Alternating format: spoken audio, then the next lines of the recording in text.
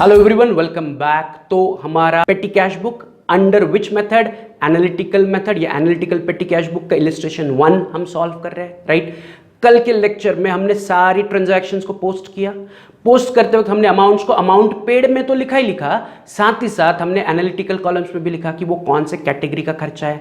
जैसे कि auto fair हमने अमाउंट पेड में भी लिखा, जो पहला ट्रांजैक्शन था ऑटो फेयर 255 रुपीज़ हमने अमाउंट पेड में भी लिखा, साथ ही साथ हमने ट्रैवलिंग एंड कन्वेंस में भी लिखा। फिर उसके बाद कुरियर एक्सपेंसेस हमने अमाउंट पेड में भी लिखा 6 रुपीज़, एंड हमने उसे कुरियर एंड पोस्टेज में भी लिखा। तो हमने हर एक खर्चे को अलग अलग कैटेगरी में डिवाइड करके उस कैटेगरी के कॉलम में भी लिखा, राइट। अब हमें करना क्या है, अब हमें इस एनालिटिकल पेटी कैश बुक को बैलेंस करना है।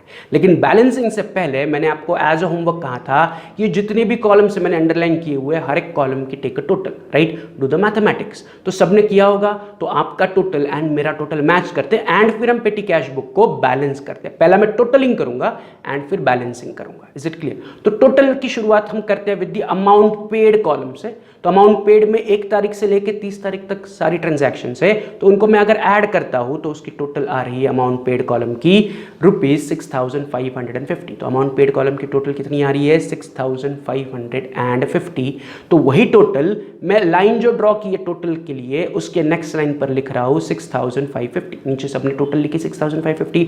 Total of all the items in the amount paid column is 6,550। मैंने नीचे टोटल लिखी 6,550। तो ये पहला कॉलम का टोटल है, अमाउंट पेड का टोटल है। सेम वे मैं अगले कॉलम पर चल रहा हूं। अगला कॉलम कौन सा है? Travelling and conveyance. उसका भी टोटल ले रहा हूं, जिसकी टोटल आ रही है 1,345। वही मैं फिर से नीचे लिखूंगा 1,345।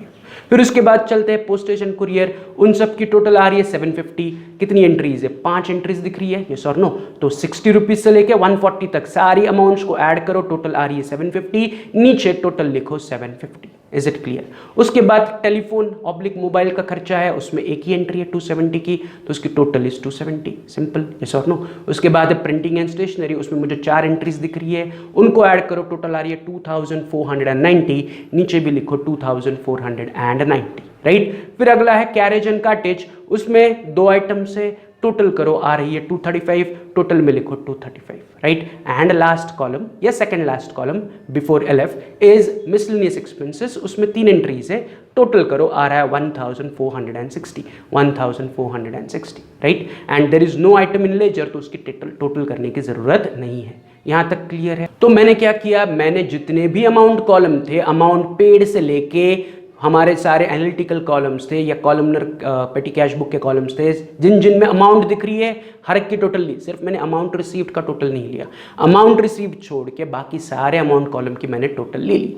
यहां तक क्लियर है सबको? अब मुझे क्या करना है, once the totalling is done, अब मुझे बैलेंस करना है। तो बैलेंस के लिए मैं बाकी के एनालिटिकल कॉलम को कंसिडर नहीं करूंगा। मैं बैलेंसिंग केवल अमाउंट रिसीव्ड कॉलम का एंड अमाउंट पेड कॉलम का एक दूसरे के साथ बैलेंसिंग करूंगा।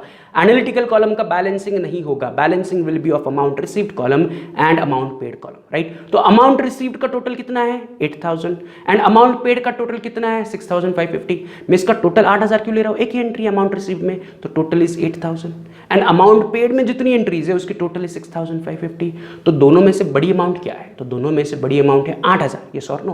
तो मैं क्या कर रहा हूं, मैं नीचे आ रहा हूं, दोनों तरफ अमाउंट कॉलम में, अमाउंट रिसीव्ड कॉलम में भी एंड अमाउंट पेड कॉलम में मैं लिख रहा हूं 8,000, 8,000, राइट। अमाउंट पेड की टोटल 6,550 है, अमाउंट रिसीव्ड की कॉलम की टोटल 8,000 है, बड़ी अमाउंट 8,000 है, तो मैंने दोनों तरफ 8,000 रुपए लिखा, बड़ी अमाउंट, जैसे हम हमेशा लिखते हैं, यस और नो? अमाउंट रिसीव्ड कॉलम में एक ही एंट्री है 8,000 की, यानी कि अमाउंट रिसीव्ड की टोटल है 8,000।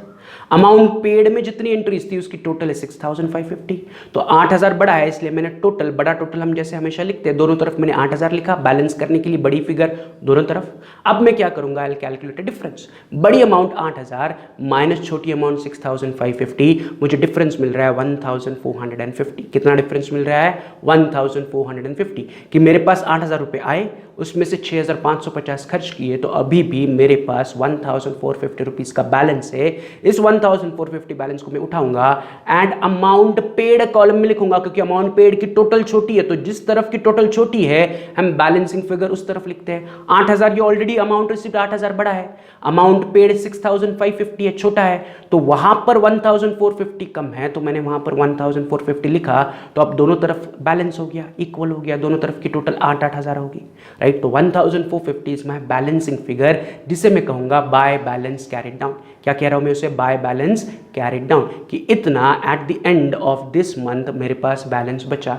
एंड इस बैलेंस कैरिड डाउन का हम क्या करेंगे? बैलेंस कैरिड डाउन को उठाएंगे एंड नीचे आएंगे और लिखेंगे to balance brought down. Date क्या होगी उसकी? जुलाई 1, क्योंकि करंट जो हमने बनाया है पेटी cash book that is for जून, तो जून के बाद अगला महीना कब आएगा? जुलाई 1 तारीख। तो जुलाई 1 तारीख को मैं लिखूंगा to balance brought down and जो 1450 है उसकी अमाउंट उठाऊंगा एंड अमाउंट रिसीव में पेड से रिसीव्ड ऑपोजिट में आएगा। Is it clear? By balance carried down की जगह नीचे क्या लिख रहा हूं? To balance brought down. Is it clear? तो कैरिड डाउन हो गया, brought down. Is it clear? Carried down की लास्ट डेट 30 तारीख, जून की आखिरी डेट 30 तारीख, एंड ब्रॉट डाउन यानी कि जुलाई महीने की पहली तारीख यानी कि 1 जुलाई, राइट। तो कैरिड डाउन को मैंने ब्रॉट डाउन करके छोड़ दिया, तो यहां पर हमारा इलस्ट्रेशन 1 टैली करके बैलेंस करके सॉल्व करके कंप्लीट हो गया। तो हमने पहले क्या किया? स्टेप्स क्या क्या किए?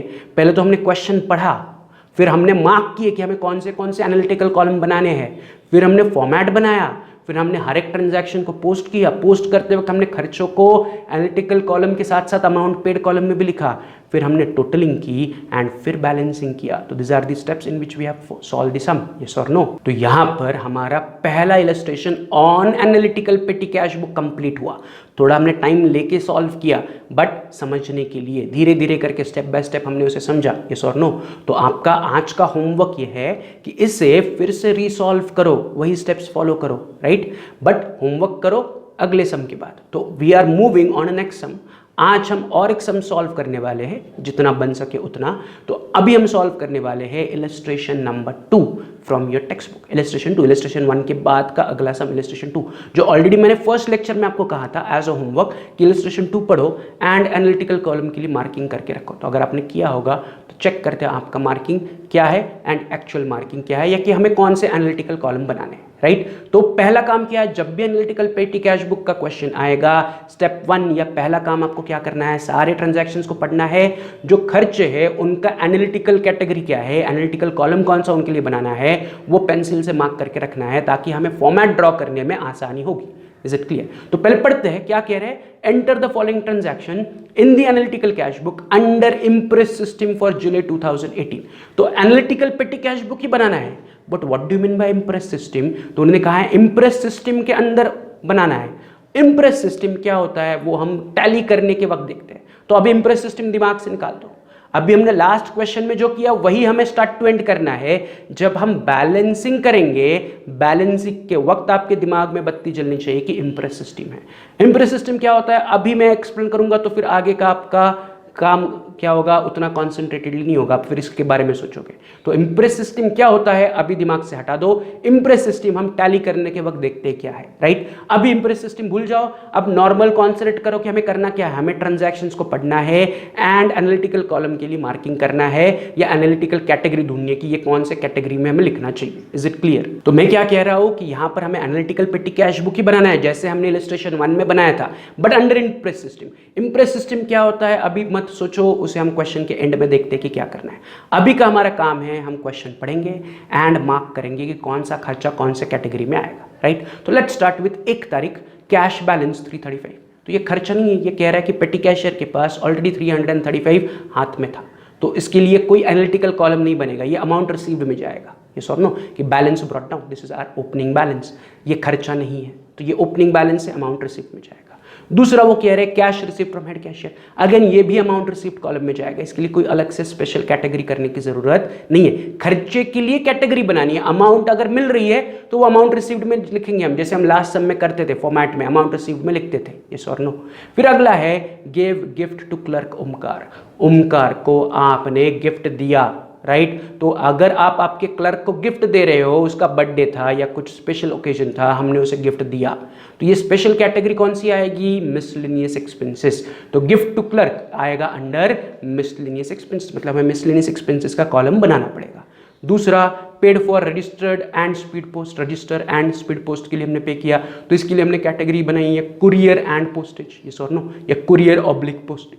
तो कुरियर एंड पोस्टेज में मार्क कर रहा हूँ कि इसे मुझे उठा के कुरियर एंड पोस्टेज कैटेगरी में लिखना पड़ेगा, तो मुझे कुरियर एंड पोस्टेज का कॉलम बनाना पड़ेगा। अगला है सोल्ड ऑफ न्यूज़पेपर, न्यूज़पेपर बेचे, तो न्यूज़पेपर बेच के पैसे आएंगे या जाएंगे? तो पैसा आएगा, तो ये अमाउंट रिसीव्ड में आएगा, यस और नो। तो अमाउंट रिसीव्ड के लिए हम एनालिटिकल कॉलम नहीं बनाते, हम अमाउंट पेड के लिए एनालिटिकल कॉलम बनाते हैं, यस और नो। तो सेल ऑफ ओल्ड न्यूज़पेपर यानी कि रद्दी बेचने से मेरे पास पैसा आया, तो पैसा आने की एंट्री में अमाउंट रिसीव्ड कॉलम में करूंगा, नॉट अमाउंट पेड में। तो इसके लिए मुझे एनालिटिकल कॉलम बनाने की जरूरत नहीं है, राइट।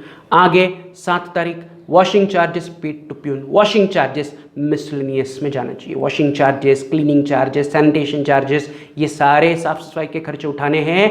एंड मिसलेनियस खर्चे, मिसलेनियस किसमें? सारे छोटे मोटे रिफ्रेशमेंट, ये और नो, रिफ्रेशमेंट, क्लीनिंग, टिप, ये सारे कहाँ जाएंगे? मिसलेनियस में जाएंगे। तो क्लीनिंग चार्जेस, वॉशिंग चार्जेस भी किसमें जाएगा? मिसलेनियस में जाएगा। उसके बाद 10 तारीख, paid lunch bill to salesman, salesman को लंच बिल दिया, अगेन रिफ्रेशमेंट, खाना पीना, मिसलेनियस में जाएगा। तो मैं फिर से नहीं लिख रहा हूं, एक बार मैंने मिसलेनियस लिख लिया, फिर से नहीं लिखना, नहीं तो काउंटिंग में गड़बड़ हो जाएगी, कॉलम ड्रॉ करते वक्त गड़बड़ हो जाएगी। तो मैं क्या कर रहा हूं, एक कैटेगरी को एक ही बार मेंशन कर रहा हूं, ताकि हम जब कॉलम बनाए तो हमारे पास कैटेगरीज क्लियर हो, यस और नो। आगे बढ़ते हैं, नेक्स्ट ट्रांजैक्शन क्या है? Give advance to peon Arun.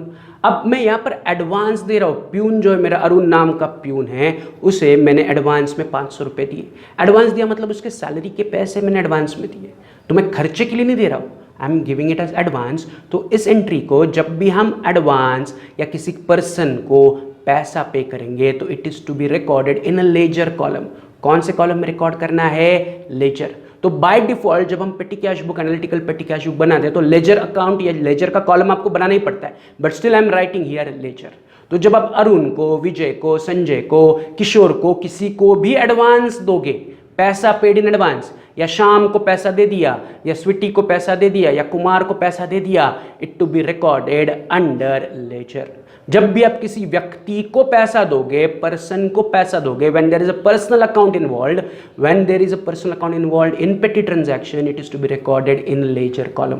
कौन से कॉलम में रिकॉर्ड करना है? लेजर कॉलम में रिकॉर्ड करना है। तो give advance to peon Arun, मैं अरुण को पैसा दे रहा हूं, या अरुण को मैं साफ सफाई के पैसे नहीं दे रहा हूं, अरुण को मैं मिसलेनियस खर्चे के पैसे नहीं दे रहा हूं, अरुण को मैं लंच के पैसे नहीं दे रहा हूं, अरुण को मैं पर्सनल लेवल पर एडवांस दे रहा हूं। उसने कहा कि अभी पैसे की जरूरत है, 500 रुपए दे दो, अगले महीने सैलरी से कट करो, so I am giving it to personal level पर। तो अरुण को पैसा दे रहा हूं मैं, तो Arun is a personal account, तो पर्सनल अकाउंट की entry I have to take into ledger, इसलिए मैंने अरुण के सामने क्या लिखा? लेजर। मुझे उसे लेजर कॉलम में, कल का फॉर्मेट देखो, सामने रखो, जो लास्ट कॉलम था पेटी कैश बुक का, लास्ट राइट हैंड साइड का लास्ट कॉलम, क्या नाम है उसका? लेजर। तो ये अमाउंट में लेजर में रिकॉर्ड करूंगा। Is it clear? चलते हैं ऑन द नेक्स्ट ट्रांजैक्शन, 16 तारीख, paid for carriage and cartridge. तो कैरेज एंड कार्टेज नाम ही है उसी में, कैरेज एंड कार्टेज, तो कैरेज एंड कार्टेज कल भी हमने बनाया था, आज भी हम कैरेज एंड कार्टेज का अलग से कॉलम बनाएंगे। फिर 19 तारीख, purchase chair for office use. क्या खरीदा? ध्यान से सुनो, चेयर खरीदा।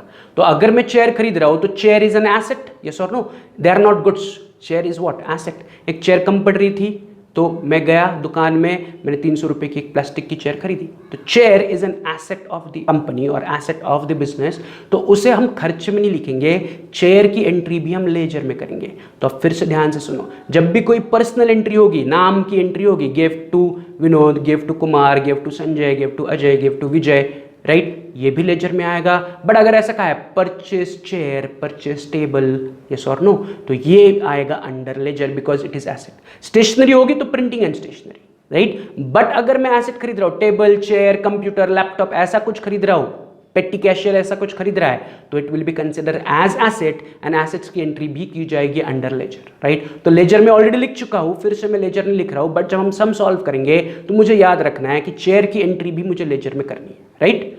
आगे 19 तारीख के बाद 22 तारीख purchase stamp pad paper and pencil. तो paper pencil stamp pad eraser sharpener ये सारे क्या है, स्टेशनरी आइटम है। तो इसे कौन से कैटेगरी में लिखना पड़ेगा, प्रिंटिंग एंड स्टेशनरी। तो इसके लिए मैं नई कैटेगरी लिख रहा हूँ, प्रिंटिंग स्टेशनरी। प्रिंटिंग स्टेशनरी पहले नहीं थी, हमें miscellaneous expenses, courier, ledger, carriage, cartage and अब प्रिंटिंग एंड स्टेशनरी अगली कैटेगरी मिली। 22 तारीख के बाद 26 तारीख purchase office file. Office file is again printing stationery, तो ऑलरेडी मैं लिख चुका हूँ, फिर से लिखने की जरूरत नहीं है। एंड लास्ट 30 तारीख paid for repairs of machinery. तो रिपेयर्स दिमाग में फिट करो, रिपेयर्स की हमें अलग से कैटेगरी करनी पड़ेगी, क्योंकि रिपेयर्स जनरली आप बार बार करते हो। चेयर रिपेयर किया, टेबल रिपेयर किया, फर्नीचर रिपेयर किया, मशीनरी रिपेयर की, कंप्यूटर रिपेयर किया, तो रिपेयर्स की एक कैटेगरी बनाई जाएगी। एंड मैं उसके लिए रिपेयर्स यहाँ पर लिख रहा हूँ, तो मतलब हमें एनालिटिकल कैश बुक में एनालिटिकल कॉलम में रिपेयर्स का कॉलम बनाना है। Is it clear? तो लेट अस काउंट कि कितने एनालिटिकल कॉलम बनाने हैं। तो मुझे मिसलेनियस एक्सपेंसेस का एनालिटिकल कॉलम बनाना है, कुरियर पोस्टेज का एनालिटिकल कॉलम बनाना है, लेजर तो बनेगा ही बनेगा एंड में, राइट। कैरेज कार्टेज का बनाना है, प्रिंटिंग स्टेशनरी एंड रिपेयर्स का। तो अगर लेजर को मैं एक्सक्लूड करता हूं तो 5 कॉलम बनाने हैं मुझे, राइट। तो 5 कॉलम लेजर एलएफ से पहले बनाने हैं, मतलब left hand page and ledger LF के बीच में मुझे 5 कॉलम बनाने हैं। Means what? तो फॉर्मेट देखो मैं कैसे ड्रॉ कर रहा हूं। तो मैंने फिर से 2 पेजेस लिया, ऊपर में लिख रहा हूं in the books of dash, क्योंकि इस क्वेश्चन किसके लिए है नहीं बताया, तो in the books of dash हमें नहीं पता किसके लिए कैश बुक बनाना है। नीचे एनालिटिकल पेटी कैश बुक, फिर पहला कॉलम अमाउंट रिसीव्ड, डेट, फिर particulars, voucher number, amount paid. ये तो हमारा नॉर्मल फॉर्मेट है, लेफ्ट पेज कांस्टेंट रहेगा, लेफ्ट पेज पे कोई चेंजेस नहीं होगा। राइट पेज हमने जो कॉलम मार्क किए थे, अभी हमने टेक्स्ट बुक में भी मार्क किए होंगे, उसके हिसाब से मैंने कॉलम बनाया। पहला कौन सा बनाया मैंने, कुरियर एंड पोस्टेज का, फिर कैरेज एंड कार्टेज का, फिर प्रिंटिंग एंड स्टेशनरी का, फिर repairs, miscellaneous expenses, LF and ledger. LF ledger हमेशा कांस्टेंट रहेगा एंड में, एंड उससे पहले मिसलेनियस एक्सपेंसेस होना चाहिए। Miscellaneous expenses can not be written first column. Is it clear? तो अमाउंट पेड के बाद मैंने बनाया कुरियर एंड पोस्टेज, फिर बनाया carriage cartage, printing stationery, repairs, miscellaneous expenses and end में लेजर तो बनता ही बनता है। तो ये मेरे एनालिटिकल पेटी कैश बुक का फॉर्मेट इस प्रकार बन गया। तो मैं क्या कर रहा हूँ, आपको फिर से 5 मिनट का टाइम दे रहा हूँ, वीडियो को पॉज करो एंड फटाफट 2 पेजेस का इस तरह से फॉर्मेट बनाओ। एंड साथ ही साथ डेट कॉलम में जून 2018 की सारी ट्रांजैक्शन, इसलिए 2018 जून लिखो। तो जैसा फॉर्मेट दिख रहा है 2 पेजेस का, वैसा ड्रॉ करो। मैं आपको दे रहा हूँ 5 मिनट का टाइम, वीडियो को इमीडिएटली पॉज करो एंड फॉर्मेट को रेडी करो। Is it clear? चलो पॉज द वीडियो।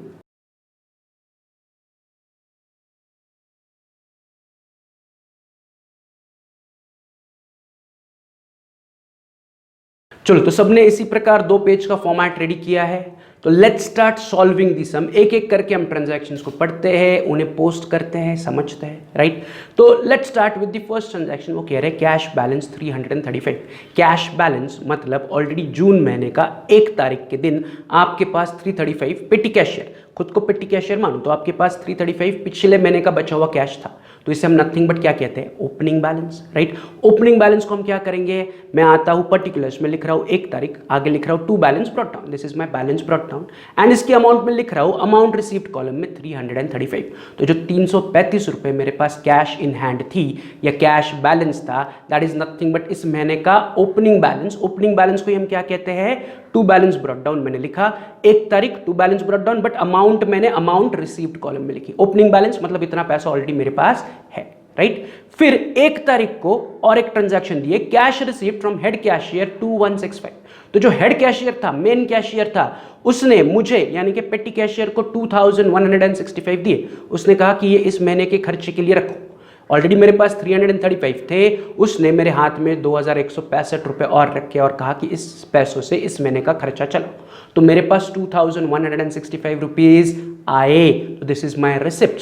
फिर से मुझे पैसा मिल रहा है, तो फिर से मैं इस 1 तारीख को उठाऊंगा, पर्टिकुलर्स में आऊंगा, लिखूंगा टू कैश अकाउंट। क्या लिखूंगा, to cash account, and amount फिर से अमाउंट रिसीव्ड, क्योंकि पैसा आ रहा है, पैसे मिलने की एंट्री है, तो अमाउंट रिसीव्ड में लिखूंगा 2165। तो 335 मेरे पास ओपनिंग बैलेंस था एंड 2165 मुझे हेड कैशियर से और पैसे मिले। तो 1 तारीख को 2 ट्रांजैक्शन थी, एक था ओपनिंग बैलेंस और एक अमाउंट रिसीव्ड की एंट्री थी। तो मैंने ओपनिंग बैलेंस भी लिखा एंड अभी 1 तारीख को और जो पैसे हेड कैशियर से मिले उसे आने की भी एंट्री होगी। तो मेरे पास अब 335 प्लस 2165 जो कुछ भी अमाउंट होगी उतना मेरे पास पैसा अभी है। अब इन पैसों में से पिछले महीने के 335 में से एंड इस महीने हेड कैशियर ने दिए हुए पैसों में से मैं इस महीने का पेटी खर्चा चलाऊंगा। राइट। अब मैंने क्या किया, 2 तारीख को मैंने gave gift to clerk Omkar को मैंने 251 का गिफ्ट दिया। उसका बर्थडे था या एनिवर्सरी थी या कोई स्पेशल ओकेजन था, तो सब ऑफिस स्टाफ ने कहा कि इसे गिफ्ट देना चाहिए, तो मैंने उसे 251 रुपीज़ एज ए गिफ्ट दिए, राइट। सो मैं गिफ्ट दे रहा हूँ, एडवांस नहीं है, ये मैं उससे वापस लूँगा क्या, नहीं। तो ये 251 खर्चा है, चला गया, खर्चा है। कौन सा टाइप का खर्चा है, तो हमने कहा कि इसकी कैटेगरी है मिसलेनियस एक्सपेंसेस। कोई स्पेशल कैटेगरी की जरूरत नहीं, गिफ्ट की कैटेगरी करने की जरूरत नहीं, gift will be consider under miscellaneous, right. तो गिफ्ट, रिफ्रेशमेंट, ये सारी चीजें कहां पर लिखनी है, मिसलेनियस। क्लीनिंग, सैनिटेशन, ये सारे किस में लिखने हैं, मिसलेनियस, राइट। मिसलेनियस खर्चे, तो मैं गिफ्ट जो ओमकार को दे रहा हूं that is my miscellaneous expenses. अब इसे रिकॉर्ड कैसे करूंगा, तो मैं पहले उठा रहा हूं 2 तारीख, मैं आ रहा हूं पर्टिकुलर्स में लिख रहा हूं by gift to clerk and amount paid में मैंने लिखा 251, this is my regular entry, yes और नो। अब मुझे क्या करना है, 251 को एनालिटिकल एंट्री भी करनी है, तो मैं 251 को उठाऊंगा एंड मिसलेनियस एक्सपेंसेस कॉलम में लिखूंगा 251। Is it clear. तो 2 तारीख को मैंने गिफ्ट दिया क्लर्क को, तो पहला मैंने क्या लिखा, पर्टिकुलर्स में लिखा by gift to clerk and amount paid में 251 लिखा। उसके साथ साथ मैंने 251 एनालिटिकल कॉलम में भी लिखा। कौन सा एनालिटिकल कॉलम में लिखा, मिसलेनियस एक्सपेंसेस में 251 लिखा। तो 251 मुझे 2 बार दिखना चाहिए, एक अमाउंट पेड में भी दिखना चाहिए एंड किस लिए पे किया, मिसलेनियस एक्सपेंसेस के लिए पे किया, तो मिसलेनियस एक्सपेंसेस कॉलम में भी मुझे 251 दिखना चाहिए। तो ये 2 तारीख की ट्रांजैक्शन हुई। चलते हैं 5 तारीख की ट्रांजैक्शन, वो कह रहे paid for register and post of या स्पीड पोस्ट एंड रजिस्टर के लिए मैंने क्या किए, 240 रुपीज पे किए। तो ऑलरेडी हमने उसकी कैटेगरी मेंशन की है, कुरियर ऑब्लिक पोस्टेज की कैटेगरी में हमें इसे लिखना पड़ेगा, यस और नो। तो मैं फिर से क्या कर रहा हूं, 5 तारीख की एंट्री उठा रहा हूं, राइट। पर्टिकुलर्स में आ रहा हूं, लिख रहा हूं 5 तारीख by register and speed post, right. Amount paid में 240, so this is what the regular entry is. 5 तारीख किसके लिए पे किया, रजिस्टर एंड स्पीड पोस्ट के लिए, कितना पे किया, 240। अब मुझे इसे एनालिटिकल कॉलम में भी एंट्री करना पड़ेगा, तो 240 रुपीज को मैं फिर से उठाऊंगा एंड कौन से कॉलम में लिख रहा हूं मैं, कुरियर एंड पोस्टेज कॉलम में 240 रुपीज लिख रहा हूं। तो दिस इज हाउ माई 5 तारीख की एंट्री शुड अपीयर, कि एक पर्टिकुलर्स में एंट्री करो, किस लिए पे कर रहे हो, तो मैं रजिस्टर एंड स्पीड पोस्ट के लिए पे कर रहा हूं, कितना पे कर रहा हूं, अमाउंट पेड में अमाउंट बताओ 240, साथ ही साथ 240 कौन से कॉलम में लिखना है, तो मुझे कुरियर एंड पोस्टेज में लिखना है, उस कॉलम में भी मैंने लिख लिया 240 रुपीज, राइट। तो दिस इज हाउ 5 तारीख की एंट्री शुड अपीयर। 5 तारीख के बाद चलते हैं 6 तारीख। 6 तारीख को वो कह रहे हैं सोल्ड ओल्ड न्यूज़पेपर, पुराने न्यूज़पेपर बेचे 100 रुपए में। तो 100 रुपए में न्यूज़पेपर बेचने पर पे करूंगा, ये मिलेगा। अगर मैं पुराने न्यूज़पेपर रद्दी बेच रहा हूं तो मुझे 100 रुपए मिलेगा। तो this is amount received, yes और नो। तो मुझे 100 रुपए मिल रहे हैं, तो अमाउंट आने की एंट्री करनी है। तो अमाउंट आने की एंट्री किस प्रकार होगी, तो फिर से मैं 6 तारीख को उठाऊंगा, पर्टिकुलर्स में लिख रहा हूं to sale of old newspaper and amount received column में 100 रुपए लिख रहा हूं। इस तरफ अमाउंट पेड में कहीं पर भी कोई एंट्री करने की जरूरत नहीं है। अमाउंट पेड की एंट्री अगर होगी तो फिर एनालिटिकल कॉलम में एंट्री करनी है। अमाउंट अगर मिल रहा है तो उसकी एनालिटिकल कॉलम में एंट्री नहीं करनी है। अमाउंट मिल रहा है किससे, पुराने न्यूज़पेपर बेच के, कितना, 100 रुपया। तो मैंने अमाउंट रिसीव्ड में 100 रुपये लिख लिया। तो 6 तारीख न्यूज़पेपर बेचा, न्यूज़पेपर बेच के मुझे 100 रुपये अमाउंट रिसीव्ड कॉलम में एंट्री दिख रही है। Is it clear. आगे बढ़ते हैं, चलते हैं 7 तारीख की ट्रांजैक्शन। 7 तारीख कह रहे हैं washing charges paid to peon 170।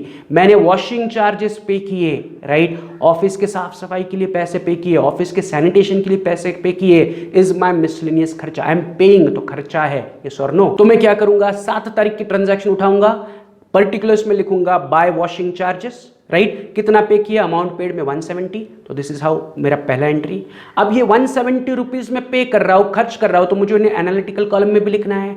तो washing charges is which part, is miscellaneous. तो मैं मिसलेनियस कॉलम में 170 रुपीज लिख रहा हूं, तो 170 उठाया, मिसलेनियस एक्सपेंसेस कॉलम में लिख लिया 170। तो 7 तारीख की एंट्री मैंने पर्टिकुलर्स में लिखा bye washing charges, amount paid में 170, साथ ही साथ मिसलेनियस एक्सपेंसेस कॉलम में 170। सो दिस इज हाउ 7 तारीख की transaction should appear in your analytical petty cash book, right।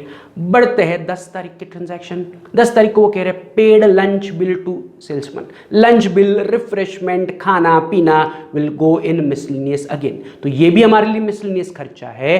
तो 10 तारीख की ट्रांजैक्शन में यहां से उठा रहा हूं, पर्टिकुलर्स में लिख रहा हूं 10 तारीख, आगे लिख रहा हूं बाय लंच बिल, कितना पे किया, 160, राइट। इसके साथ साथ ये 160 रुपीज उठाऊंगा एंड मिसलेनियस कॉलम में लिखूंगा 160। 160। तो 10 तारीख को वो कह रहे paid lunch bill to salesman, lunch bill यानी कि मिसलेनियस खर्चा, इसलिए मिसलेनियस कॉलम में भी अमाउंट लिखी, अमाउंट पेड में भी 160, मिसलेनियस कॉलम में भी 160 एंड पर्टिकुलर्स में मैं किस लिए पे कर रहा हूं, लंच बिल के लिए, तो मैं लिख रहा हूं by lunch bill paid, right. या आप लिख सकते हो by lunch bill paid for salesman या lunch bill paid to salesman, right, choice is your, वहां पर कोई रिस्ट्रिक्शंस नहीं है, इट इज लाइक नरेशन, आप लिख सकते हो, राइट। सो बाय लंच बिल मैंने लिखा 160 एंड मिसलेनियस में भी लिखा 160, राइट। Is it clear?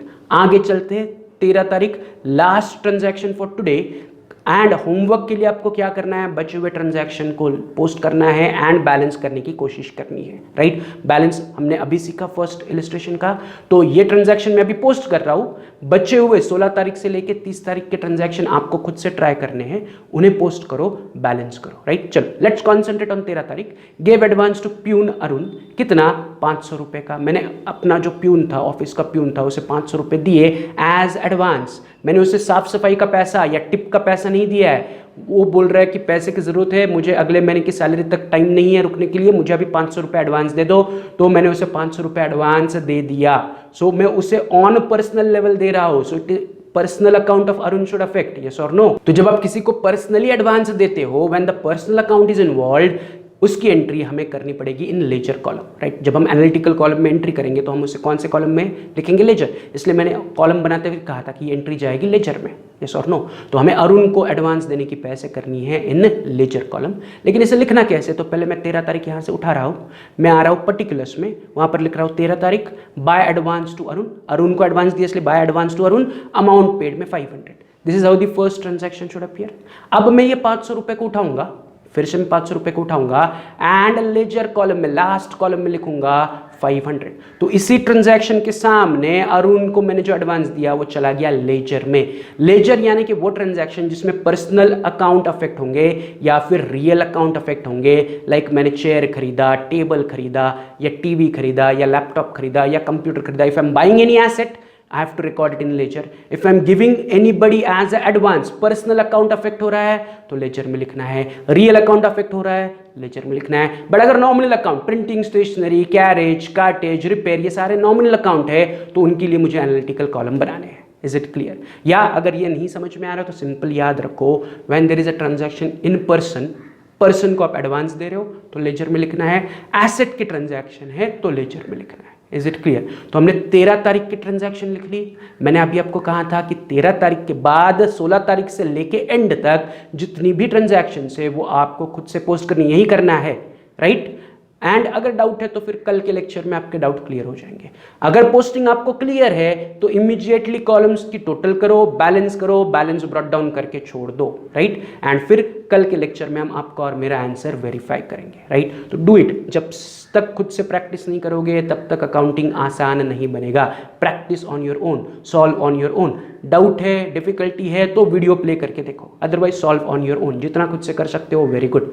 खुद का थॉट, खुद का थिंकिंग डालो सॉल्व करते वक्त, राइट। सॉल्व कैसे करना है, आई डोंट थिंक सो इसमें किसी को डाउट होना चाहिए। हमने एक सम ऑलरेडी सॉल्व किया है, उसे बैलेंस किया है, टोटल किया है, उसी प्रकार ऑलरेडी हमने सारे खर्चे भी शुरुआत में ही डिस्कस की, कौन सा खर्चा कौन से कॉलम में लिखना है, तो डू दैट, राइट। चलो तो आज यही रुकते हैं, कल के लेक्चर में हम देखते हैं कि इसका फाइनल आंसर क्या होगा। चलो तो have a good day, see you tomorrow, bye.